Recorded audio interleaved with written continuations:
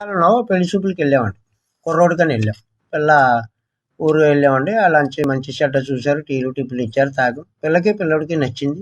ఏదో తల్లిదండ్రులు అవతల వాళ్ళు మాట్లాడుకుంటున్నారు మంచిది. ఈలోగా ఒక ఆవిడ వచ్చిందండి వాళ్ళ ఇంట్లోంచి. ఎర్రగా దుబ్బుగా లావుగా ఉందండి. వచ్చింది వాళ్ళ చుట్టమంట.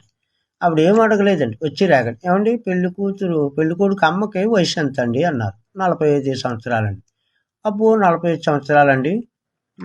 అలాగంటే 80 ఏళ్ళు బతికినాయి, ఇప్పుడు ఇంకా 35 సంవత్సరాలు బతుకుద్దండి. ఏదో ఒక దగ్గరగా ఉంటే బాగుండిపోనండి. చాలా వయసు ఉందండి ఆవిడకి ఇంకాను. మా పిల్ల అప్పుడు దాకా ఈ 35 ఏళ్ళు ఆవిడతో పడాలంటే కొంచెం ఇబ్బంది పడుతుందండి మా పిల్ల. ఆలోచిందాంలేండి అయితే అంటారు. పోనీ అక్కడ ఉన్నటువంటి పెద్దోళ్ళు, మగోళ్ళు, ఆడోళ్ళు ఇదేటమ్మా అలాగంటావు? అమ్మ లేకుండా పెళ్ళికొడుకు ఎలాగా? మరి తల్లి అంటూ ఉంటే, అత్తగారు అంటూ ఉంటే మంచికి చెడ్డకి కొన్నాటికి ఇదవుతుందని అంటలేదండి ఎవరు. ఆవిడ అంక చూస్తా ఉండిపోయి, సరే అండి ఆలోచించి చెప్తామనండి అన్నారు.